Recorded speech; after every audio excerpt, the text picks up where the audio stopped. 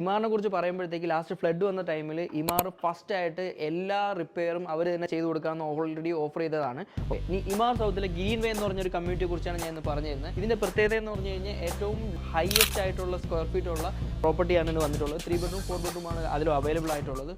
Facade ലുക്കിങ്സ് എല്ലാം ഇങ്ങനെ ഉണ്ടാവും. ഓക്കെ, ഇനി അതിൻ്റെ പേയ്മെൻറ്റ് പ്ലാൻ ജസ്റ്റ് ഓടിച്ചെന്ന് ഞാൻ പറഞ്ഞു. ഡൗൺ പേയ്മെൻറ്റ് 10% നമ്മൾ ഏപ്രിൽ 2024 കൊടുക്കണം. പിന്നെ അത് കഴിഞ്ഞ് ജൂൺ 2024 10%, പിന്നെ 10% നവംബറിൽ കൊടുക്കണം. അത് കഴിഞ്ഞ് കഴിഞ്ഞാൽ പിന്നെ 2 വർഷത്തിൽ 20%, അടുത്ത 2 വർഷത്തിൽ 20%, അടുത്ത 2 വർഷത്തിൽ 20%, പിന്നെ 9th ഇൻസ്റ്റാൾമെൻറ്റ് ആഫ്റ്റർ ഹാൻഡ് ഓവറിലാണ് ഇൻസ്റ്റാൾമെൻറ്റ് വരുന്നത്. ഓക്കെ, അതുപോലെ തന്നെ ഇമാർട്ട് ലൊക്കേഷൻ ഇവിടെയാണ് വരുന്നത്. അതുപോലെ തന്നെ എയർപോർട്ട് ഇവിടെ തന്നെ വരുന്നത്, ഫ്യൂച്ചർ എയർപോർട്ട്. ഓക്കെ, ഇപ്പോഴേ ആക്റ്റീവാണ്. അതുപോലെ തന്നെ ജബലാലി പോർട്ട് ഇവിടെയാണ് വരുന്നത്. അതുപോലെ തന്നെ ഇവിടെ ഫെഡെക്സ് $350 million ആണ് ഇവിടെ ഇൻവെസ്റ്റ് ചെയ്തിട്ടുള്ളത്. അപ്പോൾ നിങ്ങൾ ആലോചിച്ച് നോക്ക് എന്തോരം ഇമ്പോർട്ടൻ്റ് ആയിട്ടുള്ള ഏരിയയാണ് ഇത്.